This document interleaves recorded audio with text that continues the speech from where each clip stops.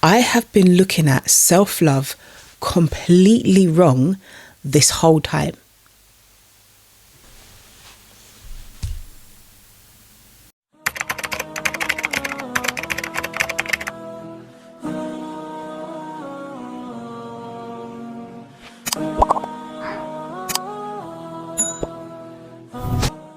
Assalamu alaikum wa rahmatullahi wa barakatuh. So recently I watched a video by a well-known ustad who studies the linguistic tasfir of the Quran. Now, this video was about self-worth. And he used the story of Adam alayhi salam to make a very, very, very profound point. He mentions in this video when Allah describes in the Quran that he told the malaika, the angels, that he was going to make a new creation, right? Now, in the video, he refers to a specific verse in the Quran, which is in Surah Sad. Yeah, Surah Sad. So he says that Allah mentions three specific things in that one ayah, which indicate these are the three things that will make up this new creation, right? So it's actually two verses that are the focus here. So it's 71 and 72, right? Now in this first verse that I'm going to mention, this first ayah that I'm going to mention, Allah says, إذ قال ربك للملائكة إني خالق بشرا من طين. So when your Lord said to the angels, indeed I am going to create a human being from clay. And he goes on to say in 72, فإذا سويته ونفخت فيه من روحي فقعوا له ساجدين. So when I have proportioned him and breathed into him of my soul, then fall down to him in prostration. So between those two verses, Allah mentions three things. And those three things are what make up this new creation, right? So the first thing in the 71st ayah was the clay. Allah mentioned the clay. And the second thing, which was mentioned in the 72nd ayah, was the proportion, the balance, when I've balanced him. The word that is used is sawaytuhu. The ustad mentioned that this word comes from the Arabic word taswiya. Taswiya in Arabic means perfect proportioned balance. So this is the second component that Allah mentions that he's going to fashion this creation with, right? So clay, perfect proportioned balance. And then the last thing is the ruh, the soul. Three things. The clay, which indicates the mold of the body.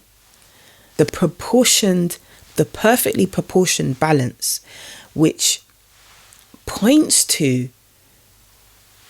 the consciousness, the mind, the ability to have balance, to make decisions and choices. It's not talking about balancing on a tightrope. It's not talking about standing on 2 feet and balancing. It's not talking about hanging from a rope with one hand.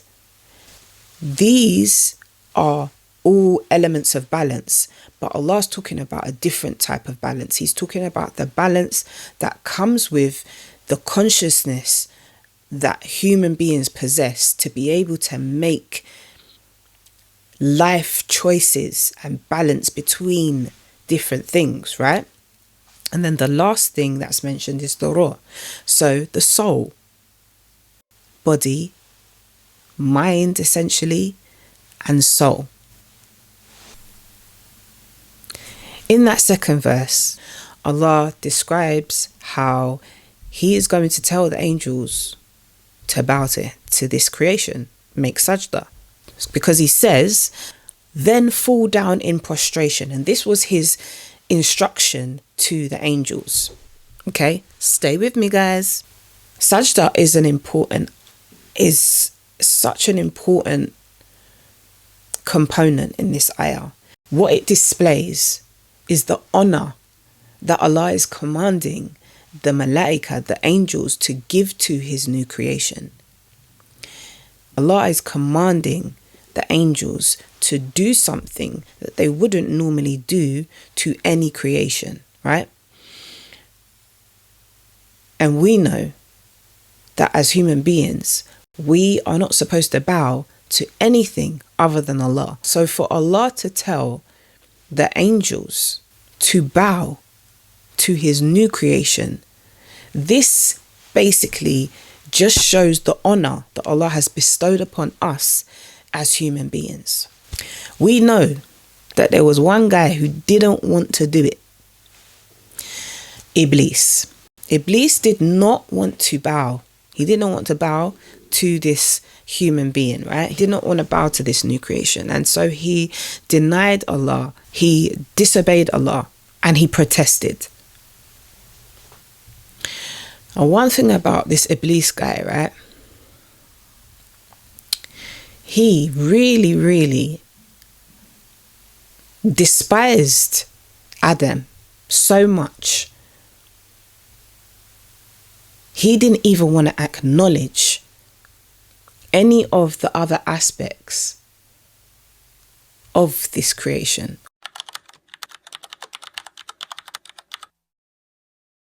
So when he told Allah that the reason why he wasn't going to bow to Adam was because he was made from clay, he neglected to say, I didn't bow to him because he's made from clay and he's been proportioned with balance and he's got a soul. He just said, I'm not bowing to him because he's made of clay, he's made of mud, I am made of fire.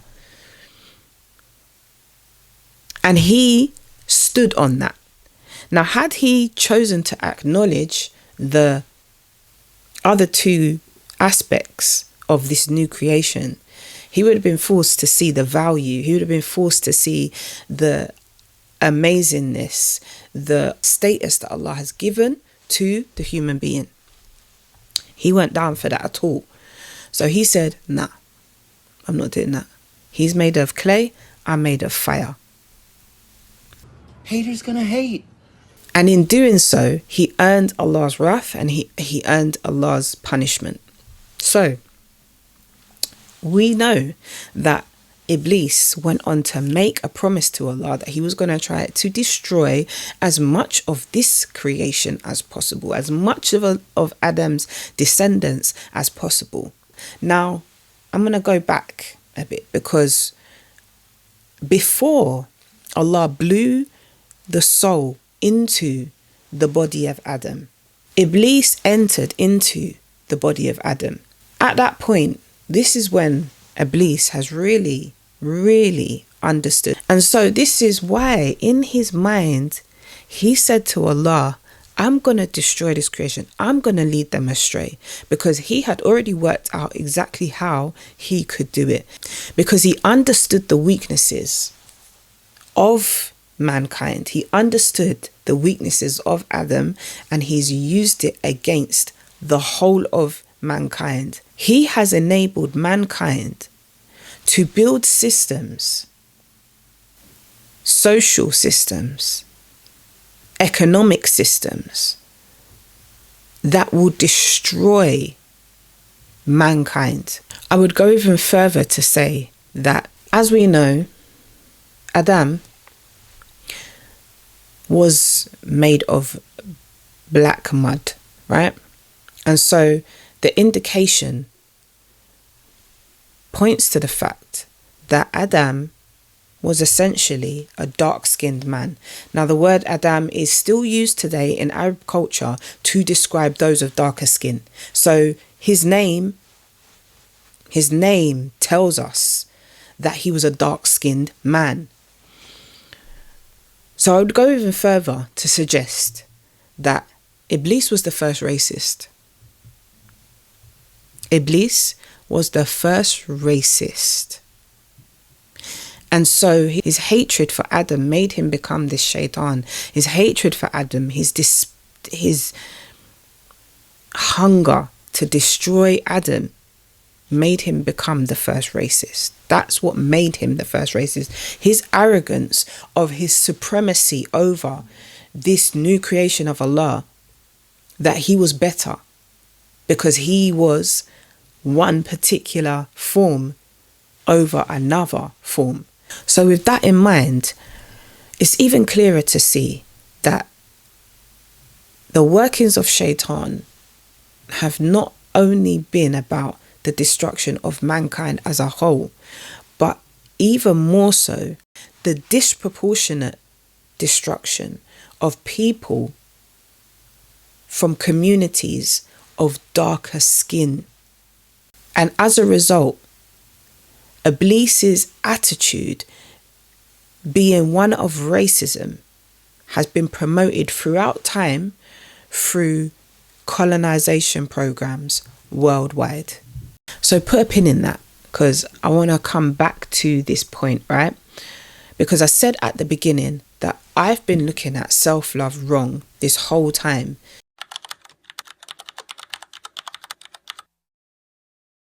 In society, the secular approach to teaching and promoting self-love fringes on self-worship. We have to be careful when we talk about self-love, because there's a balance between confidence and humility. So yes, we should seek to improve ourselves, our health, our mind, our body, and our soul. But we shouldn't become so in awe of our own self and love ourselves to the point of worshipping ourselves and wanting others to worship us. But we also shouldn't be so humble that we convince ourselves and tell ourselves that we are not worthy of the gifts and the talents and the skills that Allah has afforded us and the opportunities that Allah puts in our direction, right? So this is where that cognitive balance comes in. We should definitely be encouraged to do self-development, but with Allah in mind at all times. Self-awareness is where we sharpen our focus on our intentions. Self-validation is where we acknowledge our attributes, our characteristics, our physical features, and our skills and our talents. This last couple of months, I thought really carefully about who I am, who Allah is guiding me to become, and what my message is, who my message is for, and why. My lived experience is a culmination of different journeys coming together at the intersection of my being a Black Muslim mother. That's who I am. Allah is guiding me to become someone who understands the mountain of value that I stand on and the value in my own experiences and how to use that to help other people. My message is about emphasizing the importance of practicing this concept called Sankofa, which comes from the Ghanaian Twi language, which means go back to your past to reclaim what was lost and to help you rebuild yourself, right? So when we go back to our past, we want to take those lessons and use it to rebuild ourselves now in the future, rebuild our self-love and reclaim that relationship that we should have with ourselves and establish a level of self-acceptance. And I feel like this is necessary in order for you to be able to love your natural hair the way that you want to love and understand yourself as a Black Muslim mother or Black Muslim woman. Why is this so important?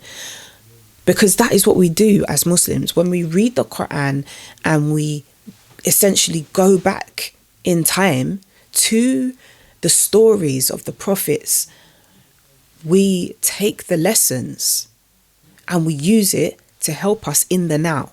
So just like in the beginning of this video, when I told you that I watched that video the other day by the Ustad, and he essentially went back to the story of Adam all the way to the beginning of creation to give us a lesson, an understanding about self-love, which I still haven't made my point on, but I'm coming. My point for saying why I've been looking at self-love wrong this whole time is, as I mentioned, looking at it from the secular view is very different to looking at it from the Islamic view.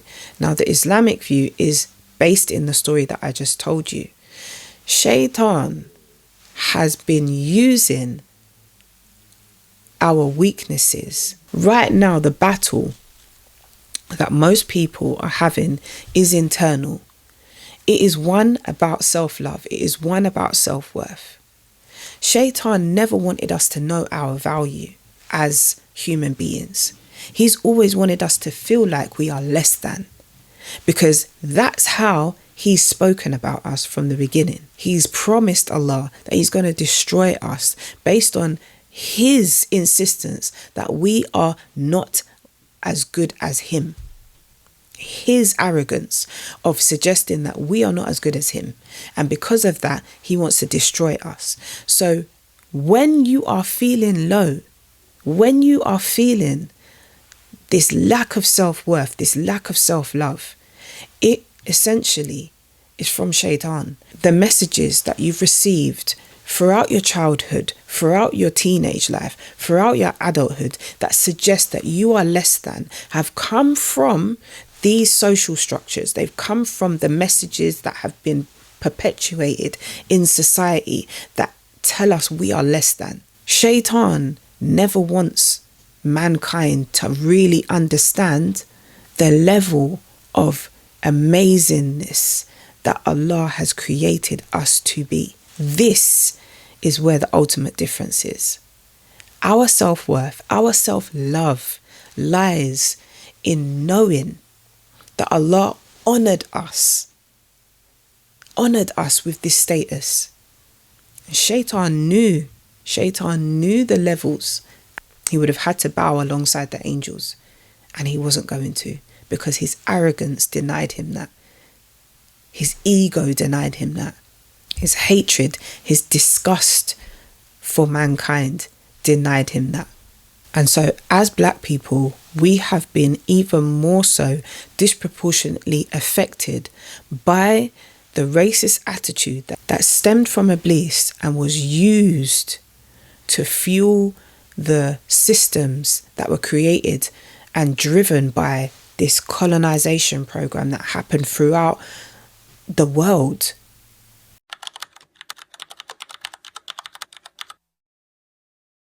Now, Black women's hair care issues have been under the microscope for a relatively short time, considering the centuries of generational trauma that have actually impacted the way that the average Black woman looks at and has a relationship with her own hair, her natural hair. Since my childhood, I've experienced and witnessed the Rapunzel effect, where Black women obsess over the length of their hair.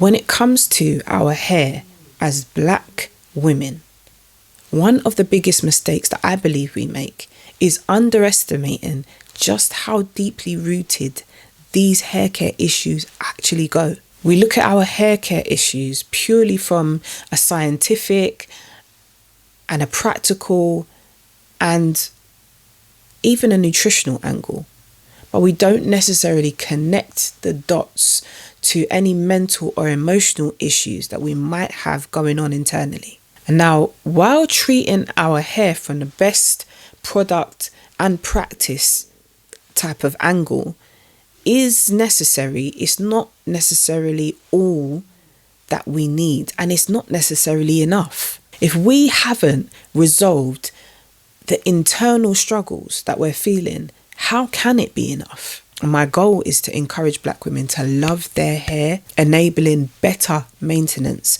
and self-acceptance. Additionally, I aspire to build a community of Black Muslim women who can grow together in this transformative journey to celebrate their hair and beauty in its natural form, the way that Allah subhanahu wa ta'ala created us.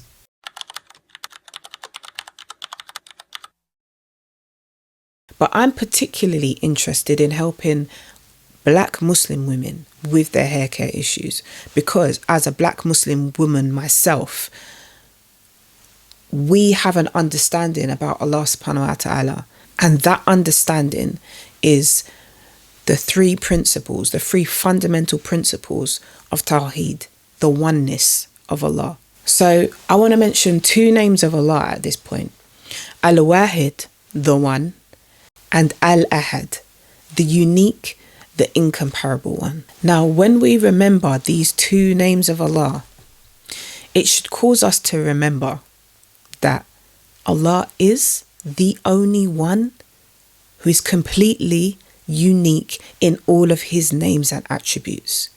So when we now start talking about how we are unique, because we are trying to raise our self-love, this is where the difference between the secular idea of self-love and the Islamic idea of self-love differ. Because as human beings, yes, Allah gave us the honor, but for us to believe that we are so unique to the point where it becomes self-worship, to the point where it becomes that we expect others to almost worship us because of our amazingness, that's when we are stepping over the line. This is why it's so important to have that balance between humility and confidence, because too much confidence can just cause us to be like people who just expect this celebrity status where people are praising us and worshipping us. And too much humility can cause us to have self-doubt and low self-worth, low self-esteem, to the point where we reject the opportunities that Allah puts in front of us and we self-sabotage because we don't believe we're good enough. We need to live up to the status that Allah has already given us by valuing the potential in our characteristics, our attributes, our skills, our talents, and also by valuing the opportunity that Allah has given us or gives us every day that we wake up to do good deeds in this dunya. Because on that day of judgment, no amount of likes and comments, no amount of applause is going to help us. If you like this video, don't forget to subscribe and hit the notification bell so you can see more of my coming content. That's the end of this video, guys. I hope you liked it. Please stay tuned for the next one, and I will see you back here soon, inshallah. Assalamu alaikum.